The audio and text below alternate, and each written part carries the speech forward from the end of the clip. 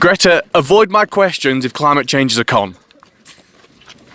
Greta, what do you think about this one? Well, I think that says enough. Are you going to be eating bugs to save the planet for this lunch? I think I'm gonna take. I'll see. Greta, it's getting quite cold in Davos. When can I expect some global warming? This is Callum Smiles for Rebel News, bringing you my final report from the annual World Economic Forum event here in Davos 2023, as the circus finally comes to an end. They may bang on about sustainability here, however, the unsustainable infrastructure which they put at one week and take down the next is coming down all around me. So what have we learned? Well, ultimately, the global elites and some of the most powerful people in the world simply do not care. For example, Tony Blair, the once elected Prime Minister of the United Kingdom and now a super powerful unelected bureaucrat, is here, like he always is, trying to dictate global policy.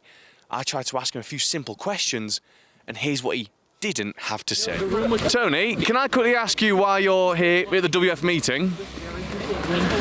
No comment? I mean, you're no longer actually in politics, so why are you so influential on the world stage, not just in the United Kingdom? Are we holding hands? This is quite cute. Can you answer why Tony Blair's coming here today? No. Tony, with everything we found out with the Pfizer documents, you recently said those who aren't vaccinated are, quite frankly, idiots. Given what we know now, would you like to take this opportunity to apologise? No, this is a public path. I can walk along here, and I'm just asking my good friend Tony some questions. Tony, I'm giving you the opportunity to say to the world that you are wrong. And it's okay to be wrong, as long as you admit you're wrong when you are wrong. Would you like to take this opportunity? So why does Tony Blair, an unelected bureaucrat, a man who no longer has a mandate in his own country, have such a mandate across the entire world? That was him on a way to a talk panel where he says vaccine passports are a necessity. Who voted for him, and more importantly, who asked for vaccine passports? You need to know who's been vaccinated and who hasn't been. Some of the vaccines that will come on down the line will be multiple, there'll be multiple shots. So you've got to have, for reasons to do with the healthcare more generally, but certainly for a pandemic or for vaccines, you've got to have a proper digital infrastructure. And then there's the likes of Larry Fink, a man who's never actually even been in politics. At least Tony Blair can say he was once elected. Whereas Larry Fink, the CEO of BlackRock, one of the most powerful companies in the world, well, he's here this week to have his say on the trajectory of global policy. I wanted to know why he's here. I asked him some simple questions, as you can see in this clip here. Larry Fink, do you mind if I get a quick word? We have to go to a meeting, thank you. Where's the meeting? Can we walk with you? No.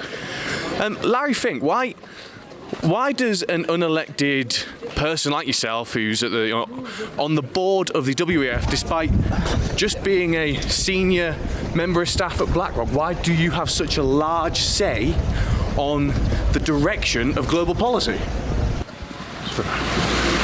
No comment? Can you tell us what you're doing here today? Come on, Larry, play nice. Can you just answer that one question for me? Surely if you have such a big say in what happens in the world, you should surely be able to tell us why you're here, why you're doing it. If this is for the benefit of the world, why can't you tell us? Sure. Is it because what you're doing is nefarious? So, this week, we've seen the World Economic Forum talk a lot about climate change with the fossil fuel industries, and we've seen them talk a lot about sustainability in buildings that are not built to be sustainable. So ultimately, we've seen them talk a load of rubbish amongst friends whilst they siphon every single last penny from us and make us bear the burden of their bad policy. This has been Callum Smiles for Rebel News here in Davos, Switzerland at the annual World Economic Forum event. See you next time. If you value everything we've brought to you in Davos, and when I say everything, I mean the truthful, honest journalism, then please head over to wefreports.com, because this simply would not be possible without your generosity and your support. So again, that is wefreports.com. Chip in where you can and share the content and wake up some friends. See you next time.